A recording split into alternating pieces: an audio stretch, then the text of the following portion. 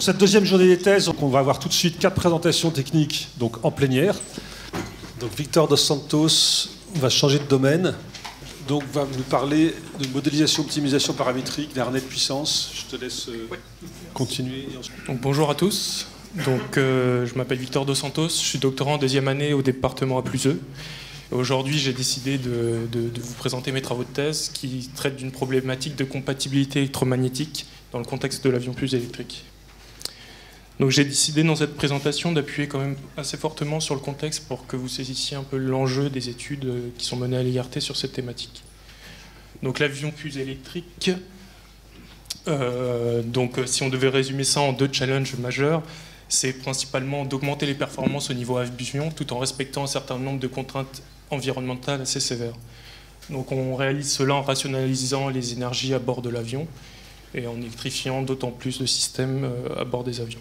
Donc il y a différents exemples qui sont déjà à l'œuvre sur certains programmes avions et d'autres qui sont au stade de recherche. Donc on peut citer, par exemple des actionneurs pour les commandes de vol plus électriques déjà installés depuis la 380, des actionneurs pour les trains d'atterrissage, etc., etc.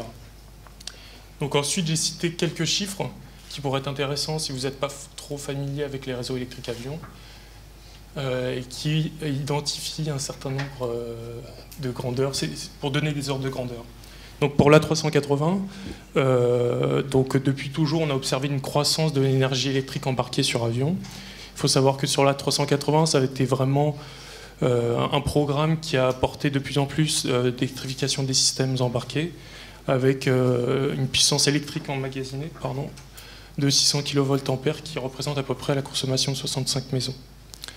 Donc, un autre chiffre qui me paraissait important aussi de vous communiquer, c'est un chiffre que Airbus a annoncé à une conférence il n'y a pas très longtemps, et qui disait que si on voulait passer à l'avion tout électrique avec les technologies qui sont actuellement implémentées sur avion, pour un avion de type single aisle, donc la famille des 320, il faudrait passer de 30 kg de kérosène par passager à 1 tonne de batterie par passager. Donc, ce qui montre que l'avion tout électrique, c'est pas pour demain, et qu'on a besoin de technologies de rupture pour augmenter drastiquement la densité de puissance des systèmes électriques pour être compétitifs vis-à-vis des autres vecteurs d'énergie. Donc en électronique de puissance, il y a un vecteur d'énergie, il y a une rupture technologique qui est amorcée avec l'utilisation des semi-conducteurs grand gap et qui nous permettrait d'augmenter justement cette densité de puissance des systèmes électriques. Mais lorsqu'on introduit une nouvelle technologie sur un système électrique, il faut veiller à la non-régression vis-à-vis de certains impacts, notamment au niveau système. Et c'est principalement dans ce cadre-là que s'inscrit ma thèse, et pour veiller qu'il n'y ait pas de problème au niveau électromagnétique, au niveau système. Donc l'augmentation de l'électrification des systèmes avions a conduit à l'utilisation d'autant plus de charges de forte puissance, et qui se traduit par l'utilisation de chaînes électromécaniques, comme vous pouvez voir un petit synoptique d'une chaîne électromécanique. Donc en fait, une chaîne électromécanique, c'est composé d'un convertisseur d'énergie, d'un câble et d'une machine électrique, pour faire simple. Et ici, on vient se connecter sur le réseau avion. Donc ici, je vous présente quelques définitions, juste pour que vous saisissiez mieux l'exposé, parce qu'il y a des termes un peu spécifiques au domaine. Donc en termes de compatibilité électromagnétique, on peut définir 4 grandes catégories. Si on va travailler sur de l'émission, c'est-à-dire qu'on va caractériser la source de perturbation électromagnétique, donc soit on va travailler sur un couplage par rayonnement ou par conduction, et sinon on peut aussi également travailler sur des problèmes d'immunité, c'est-à-dire qu'on va agresser une victime électromagnétiquement et on va regarder comment elle se comporte et sa résistance à l'agression. Donc dans les travaux à l'IRT et ceux de ma thèse principalement, on se focalise sur les émissions conduites. Donc on va quantifier la pollution électromagnétique émise par le système, qui est une chaîne électromécanique. Et parmi les émissions conduites, on peut distinguer 2 types de perturbations, les perturbations de mode différentiel et de mode commun. Donc nous, on se concentre sur les perturbations de mode commun. Donc une perturbation de mode commun, ça va être une perturbation qui va être générée par la source, ici le convertisseur d'énergie, qui va transiter sur l'ensemble du système et revenir par la masse. Et sur avion, c'est les structures, toutes les structures métalliques avion. Donc en parlant de structures métalliques avion, donc je trouvais intéressant de vous présenter cette planche-là sur ce qui avait été fait sur le 350, mais aussi sur le 787, c'était un peu la même approche.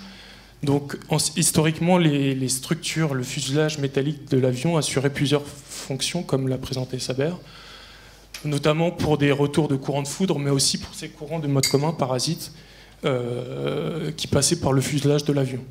Donc, pour pallier à ça, donc il y a eu aussi un grand défi pour les systèmes ELEC, et il a fallu définir une structure métallique, un squelette métallique à l'intérieur de l'avion pour continuer à assurer ses fonctions de retour de courant.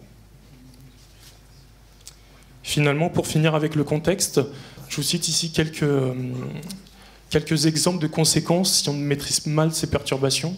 Donc, sur un système électrique, par exemple, si on ne maîtrise mal ces perturbations, ça peut conduire à un usage prématuré des roulements électriques sur les machines électriques, du fait que ces courants de mode commun vont passer à l'intérieur de la machine et traverser ces roulements et vont provoquer un piquage du roulement. Ça peut aussi provoquer un échauffement des câbles, donc ce qui conduit généralement, si on fait un premier design, à une surestimation de la section utile du câble et donc à une augmentation du volume et de la masse du câblage sur avion. Et finalement, bien évidemment, ça peut entraîner des dysfonctionnements sur des appareils qui sont situés à proximité. Donc c'est dans ce contexte-là qu'a été créée cette thèse-là qui s'intitule « La modélisation et l'optimisation paramétrique d'une chaîne électromécanique pour minimiser justement ces courants de perturbation ». Et on peut décliner cela en 4 grandes lignes directrices pour cette thèse-là. La première, c'est de modéliser ce phénomène parasite. Donc c'est pas évident parce que c'est sur une plage de fréquence assez étendue.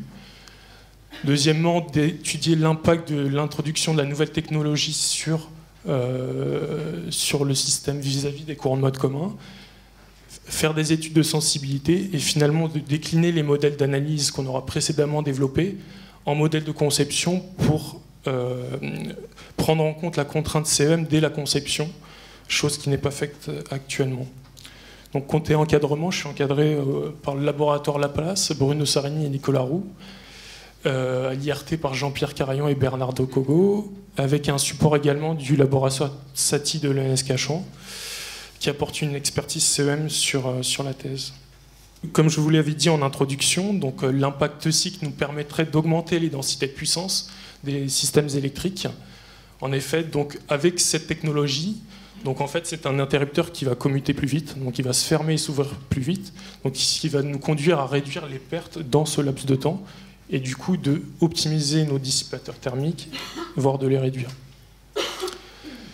Mais le fait de commuter plus vite va engendrer quelques problèmes électromagnétiques, donc la pollution va être plus importante. Donc là, on voit se dessiner un compromis au niveau système entre le dimensionnement des dissipateurs thermiques et le dimensionnement du filtrage de mode commun sur une chaîne électromécanique.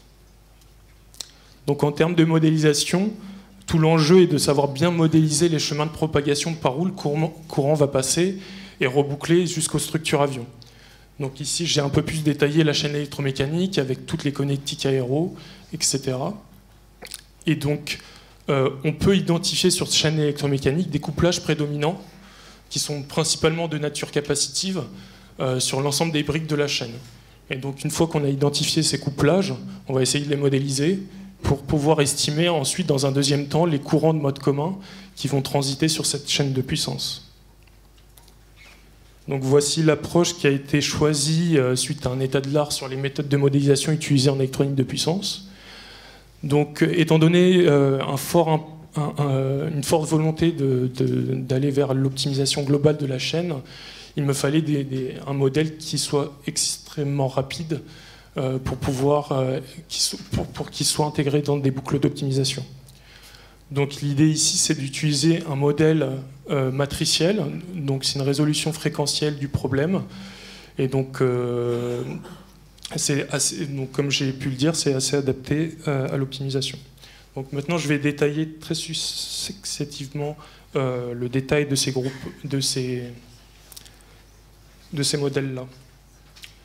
Donc il y a quelques slides, je vous avais dit que la vitesse de commutation de l'interrupteur était très importante et qu'elle allait définir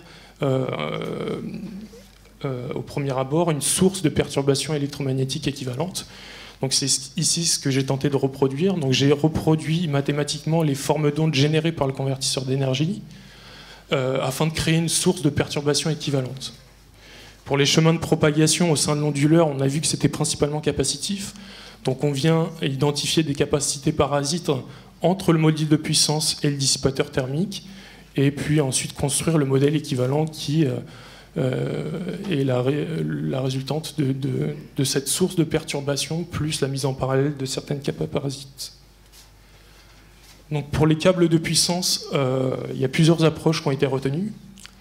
Une modélisation purement analytique qui permet d'être facilement intégrée dans les process d'optimisation puisque c'est très rapide et qui, à partir de la description du câble géométrique, nous permet d'obtenir des paramètres spécifiques au câble. Il y a aussi bien évidemment des méthodes numériques qui, elles, permettent de prendre en compte et d'identifier certains phénomènes physiques qui apparaissent au sein d'un câble. Par exemple, on peut voir l'impact et l'effet de proximité dans un conducteur des brins entre eux, etc. Il y a aussi une autre méthode que je n'ai pas mise ici, mais on peut aussi construire des modèles de câbles basés sur des caractérisations expérimentales. Donc ici, on va venir comparer l'ensemble de ces modèles pour valider la pertinence, par exemple, de l'utilisation d'un modèle analytique dans une boucle d'opti. Et finalement, pour le moteur, c'est un peu différent. Donc dans cette thèse-là, on décide de ne pas travailler sur la machine et sur la conception machine. Donc du coup, je dispose d'une machine que j'ai caractérisée. Donc j'ai caractérisé en bleu le schéma préférentiel des courants de mode commun. Et j'ai proposé un modèle donc, par une optimisation pour, si on souhaite utiliser ce modèle par exemple sur un logiciel circuit, afin de représenter cette impédance de mode commun.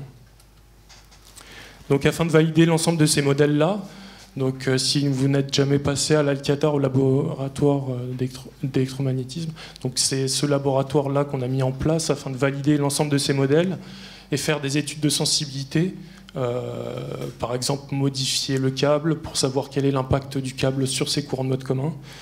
De même pour des paramètres spécifiques à la commande du convertisseur, et ainsi mieux comprendre et donner des informations aux concepteurs de ce genre de système et d'intégrer la CEM dès la conception.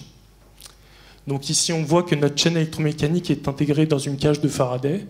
Donc ça c'est pour s'assurer que la mesure qu'on va la faire à l'intérieur de la cage, qu'il s'agit bien de la pollution émise par le système et non pas une perturbation qui viendrait de l'extérieur. Donc à l'intérieur de la cage, on vient retrouver la chaîne électromécanique, donc le convertisseur d'énergie, des câbles et connectiques aéronautiques, plus un banc de charge, un banc moteur, où on retrouve le moteur aéronautique avec une génératrice qui est accouplée pour émuler des points de fonctionnement.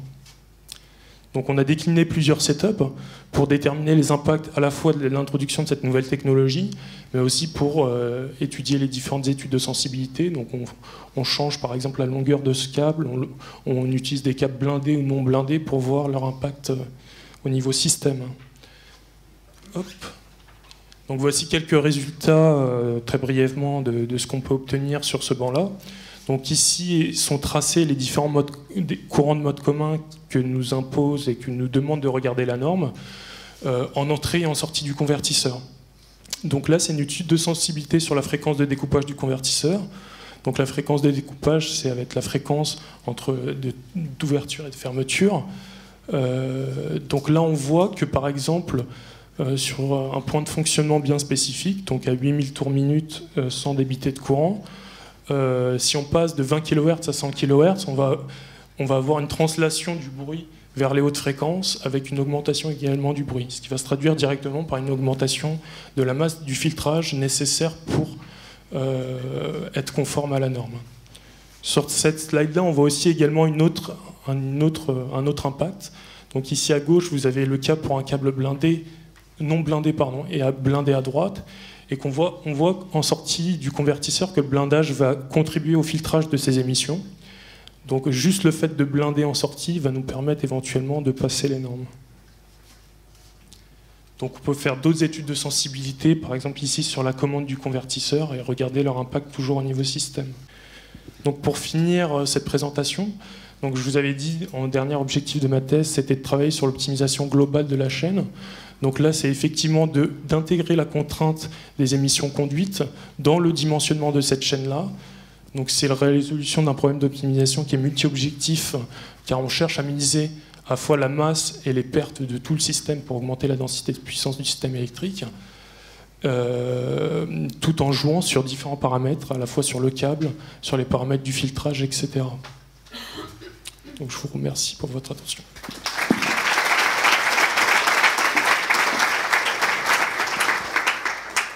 Merci Victor, bravo.